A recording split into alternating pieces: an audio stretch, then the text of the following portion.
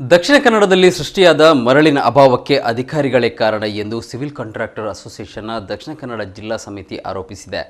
ಈ ಸಮಸ್ಯೆಗೆ 10 ದಿನಗಳೊಳಗೆ ಪರಿಹಾರ ಕಲ್ಪಿಸದಿದ್ದಲ್ಲಿ ಪ್ರತಿಭಟನೆ ನಡೆಸಲಾಗುವುದು ಎಂದು ಎಚ್ಚರಿಸಿದೆ. ನಗರದಲ್ಲಿ ಸುದ್ದಿಗೋಷ್ಠಿಯಲ್ಲಿ ಮಾತನಾಡಿದ ಅಸೋಸಿಯೇಷನ್ ಅಧ್ಯಕ್ಷ ಮಹಾಬಲ ಕೊಟ್ಟಾರಿ, ದಕ್ಷಿಣ ಕನ್ನಡ ಜಿಲ್ಲೆಯಲ್ಲಿ ಮರಳಿನ ಕೊರತೆ ಇಲ್ಲ, ಆದರೆ ಅಧಿಕಾರಿಗಳ ನಿರ್ಲಕ್ಷ್ಯದಿಂದ ಮರಳಿನ ಸಮಸ್ಯೆ ಸೃಷ್ಟಿಯಾಗಿದೆ. ಕೆಲವು ವರ್ಷಗಳ ಹಿಂದೆ ಕೇವಲ 800 ರೂಪಾಯಿಗೆ ಮರಳು ಸಿಗುತ್ತಿತ್ತು. ಇಂದು ಅದರ ಬೆಲೆ 21,000ಕ್ಕೇರಿದೆ. ಇದರಿಂದ ಬಡ ಮಧ್ಯಮ ವರ್ಗದ ಜನರು ಮನೆ ಕಟ್ಟಡಗಳನ್ನು ನಿರ್ಮಿಸಲಾಗದ ಸ್ಥಿತಿಯಲ್ಲಿದ್ದಾರೆ. ಮರಳಿನ ಅಭಾವದಿಂದಾಗಿ ಯಾವುದೇ ನಿರ್ಮಾಣ ಕಾಮಗಾರಿ ನಡೆಯುತ್ತಿಲ್ಲ. ಇದರಿಂದ ಕೂಲಿ ಕಾರ್ಮಿಕರು, ಗಾರೆ ಕೆಲಸಗಾರರು, ಮರದ ಕೆಲಸಗಾರರು, ಕಬ್ಬಿಣದ ಕೆಲಸಗಾರರು, ಪೈಂಟರ್ಗಳು, ಇಂಜಿನಿಯರ್ಗಳು, ಸೈಟ್ ಸೂಪರ್ವೈಸರ್ಗಳು ಮತ್ತವರ ಕುಟುಂಬದ ಸದಸ್ಯರು ಉಪವಾಸ ಬೀಳುವ ಸ್ಥಿತಿ ಎದುರಾಗಬಹುದು ಎಂದು ಆತಂಕ ವ್ಯಕ್ತಪಡಿಸಿದ್ದಾರೆ.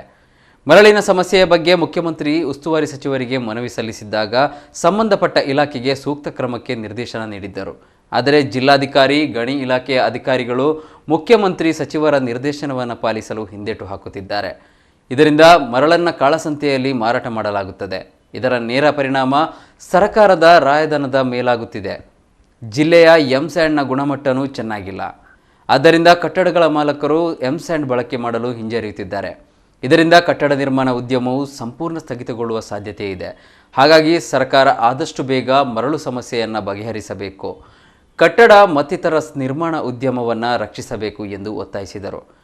ಅಸೋಸಿಯೇಷನ್ನ ಪದಾಧಿಕಾರಿಗಳಾದ ದಿನಕರ್ ಸುವರ್ಣ, ದೇವಾನಂದ, ಕೆನರಾ ಬಿಲ್ಡರ್ ಅಸೋಸಿಯೇಷನ್ನ ಬಾಲಸುಬ್ರಹ್ಮಣ್ಯಂ, ಸಿವಿಲ್ ಇಂಜಿನಿಯರ್ಸ್ ಅಸೋಸಿಯೇಷನ್ನ ವಿಜಯ ವಿಷ್ಣುಮಯ್ಯ ಮತ್ತು ಏಕನಾಥ್ ದಂಡಕೇರಿ, ಕ್ರೆಡೆ ಅಧ್ಯಕ್ಷ ವಿನೋದ್ ಪಿಂಟೋ ಉಪಸ್ಥಿತರಿದ್ದರು.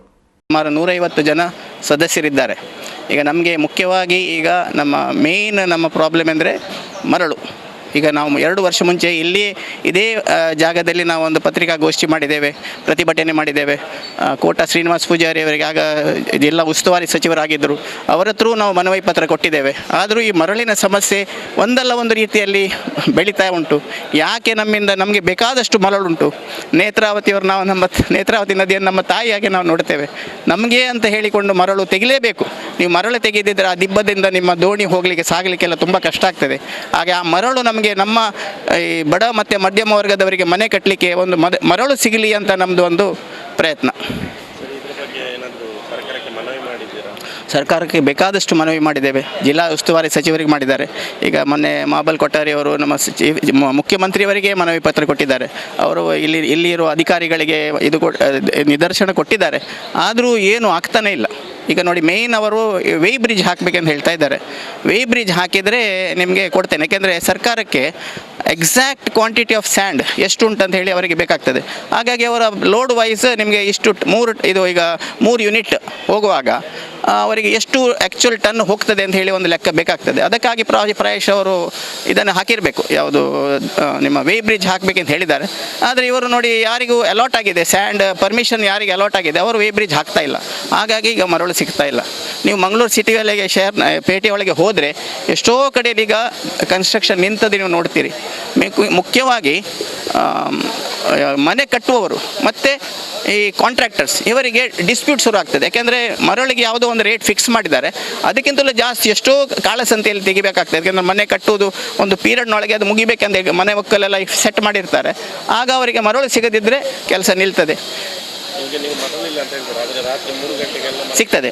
ಸಿಗ್ತದೆ ಕಾಳು ಸಂತೆಯಲ್ಲಿ ಮರಳು ಸಿಗ್ತದೆ. ಅದು ನಮಗೆ ಒಂದು ದೊಡ್ಡ ವಿಷಯ ಆಗಿದೆ. ರೆವೆನ್ಯೂ ಈಗ ಸರ್ಕಾರ 11,000 ಕೋಟಿ ರೆವೆನ್ಯೂ GST ಕಲೆಕ್ಷನ್ ಕರ್ನಾಟಕದಲ್ಲಿ ಆಗ್ತಾ ಉಂಟು. Number 2 in India. ಮಹಾರಾಷ್ಟ್ರ ಬಿಟ್ಟರೆ ಮಹಾರಾಷ್ಟ್ರಲ್ಲಿ 26,000 ಕೋಟಿ, ನಮ್ಮಲ್ಲಿ 11,000 ಕೋಟಿ. ನೀವು ಅದರಲ್ಲಿ ಮೇಜರ್ ಕಂಟ್ರಿಬ್ಯೂಟರೀಸ್ ನಮ್ಮದು ಕಟ್ಟಡ ಕಾಮಗಾರಿ ಅವರ ಸಪ್ಲೈಯರ್ಸ್, ಸ್ಟೀಲ್ ಆಗಲಿ, ಸಿಮೆಂಟ್ ಆಗಲಿ, ಟೈಲ್ಸ್, ಪೇಂಟ್ಸ್ ಯಾವುದೇ ಆಗಲಿ. ಅದು ಒಂದು ಮುಖ್ಯ. ಮತ್ತು ಇನ್ನೊಂದೆಂದು ಹೇಳಿದರೆ, ಈಗ ಕೆಲಸದವರು ಲಕ್ಷಾಂತರ ಜನರ ಕೆಲಸ. ಈಗ ನೀವು ಹೇಳಿದಾಗೆ ಒಂದೊಂದು ಕಾಂಟ್ರಾಕ್ಟರ್ ಹತ್ರ 1,000 ಜನ ಇದ್ದಾರೆ. ನೀವು ಆಲೋಚನೆ ಮಾಡಬೇಕು, ಈಗ ಕೆಲಸ ನಿಲ್ಲಿಸಿದರೆ ಏನಾಗ್ಬೋದು ಪರಿಸ್ಥಿತಿ, ಅವರದ್ದು ಪರಿಸ್ಥಿತಿ ಏನಾಗ್ಬೋದು ಅಂತ ಹೇಳಿ ನೀವು ಆಲೋಚನೆ ಮಾಡಬೇಕು. ನಾವು ನಮ್ಮ ಪ್ರಯತ್ನಗಳನ್ನು ಈ ಹೊಯ್ಗೆಯನ್ನು ಪ್ರಾರಂಭ ಮಾಡಲಿಕ್ಕೆ ಸರ್ಕಾರಕ್ಕೆ ಬೇಕಾದ ಪ್ರೆಷರನ್ನೆಲ್ಲ ನಾವು ಒತ್ತಡ ಹಾಕಿದ್ದೇವೆ. CM ಮುಖಾಂತರ, CM ಇಲ್ಲಿ ಬಂದಾಗ, ಮತ್ತು ಉಸ್ತುವಾರಿ ಸಚಿವರ ಹತ್ರ, ಮತ್ತು ನಮ್ಮ ಶಾಸಕರ ಹತ್ರ, ಗಣಿ ಇಲಾಖೆಗೆ DC ಎಲ್ಲ ಹೋಗಿ ನಾವು ಮನವಿ ಕೊಟ್ಟಿದ್ದೇವೆ, ಹೇಳಿದ್ದೇವೆ ಆದಷ್ಟು ಬೇಗ ಸ್ಟಾರ್ಟ್ ಮಾಡಿ. ಯಾಕಂದರೆ ಹೊಯ್ಗೆ ಇಲ್ಲದ್ರೆ ಕೆಲಸ ಮಾಡಲಿಕ್ಕೆ ಆಗೋದಿಲ್ಲ. ಇಷ್ಟು ನಮಗೆ ಒತ್ತಡ ಇದೆ. ಯಾಕಂದರೆ ಕೆಲಸ ಅಷ್ಟು ಆಗ್ತಾ ಉಂಟು. ಇಲ್ಲಿ ವೇಗವಾಗಿ ಬೆಳೀತಿರೋ ನಗರ, ಅದರಿಂದಾಗಿ ಬೇಕಾದಷ್ಟು ಕೆಲಸಗಳಿವೆ, ನೀವು ಮಾಡಿ ಅಂತೇಳಿ ಅದೆಲ್ಲ ವ್ಯರ್ಥ ಆಯಿತು. ಅಂದರೆ ಮಾಡ್ತಾ ಇದ್ದಾರೆ, ಅದರ ಪ್ರೋಸೆಸ್ ಭಾಳ ನಿಧಾನ ಆಗ್ತಾ ಉಂಟು. ಅದರಿಂದಾಗಿ ಇದು ಇನ್ನೂ ನಿಧಾನ ಆದರೆ ಇನ್ನು ಕಷ್ಟ ಉಂಟು ನಮಗೆ ಕೆಲಸ ಮಾಡಲಿಕ್ಕೆ ಆಗ. ಅದಕ್ಕೋಸ್ಕರ ನಾವು ಏನಾದರೂ ಪ್ರತಿಭಟನೆ ಕೆಲಸವನ್ನೆಲ್ಲ ಬಂದ್ ಮಾಡುವ. ಪ್ರತಿಭಟನೆ ಅಂದರೆ ಅದೇ ಕೆಲಸ ಬಂದ್ ಮಾಡೋದು, ಸುಮ್ಮನೆ ಕೂತ್ಕೊಳ್ಳೋದು. ಆಗ ಈ ಕೆಲಸದವರೆಲ್ಲ ನಿಮಗೆ ಗೊತ್ತಲ್ಲ, ಕೆಲಸವ್ರನ್ನ ಬಂದ್ ಮಾಡಿದ್ರೆ ಕೂಡ ಅವ್ರು ಇಲ್ಲಿಂದ ಹೋಗ್ತಾರೆ. ಹೋದ ಮೇಲೆ ಇಲ್ಲಿ ಯಾವ ಕೆಲಸಕ್ಕೂ ಜನ ಸಿಗಲಿಕ್ಕಿಲ್ಲ. ಅದರಿಂದಾಗಿ ನಾವು ಈ ಮುಖಾಂತರ ಅದು ಎಲ್ಲ ಅಸೋಸಿಯೇಷನ್ನ ಒಟ್ಟು ಮಾಡಿ, ಮಂಗಳೂರಿನ ಎಲ್ಲ ಅಸೋಸಿಯೇಷನ್ ಒಟ್ಟು ಮಾಡಿ, ಈ ಕನ್ಸ್ಟ್ರಕ್ಷನ್ಗೆ ಸಂಬಂಧಪಟ್ಟ ಎಲ್ಲ ಬೇರೆ ಬೇರೆ ಅಸೋಸಿಯೇಷನ್ ಇದೆ, ಅವರನ್ನೆಲ್ಲ ಒಟ್ಟು ಮಾಡಿ ನಾವು ಒಂದು ಪ್ರೆಸ್ ಮೀಟ್ ಮಾಡಿದ್ದೇವೆ.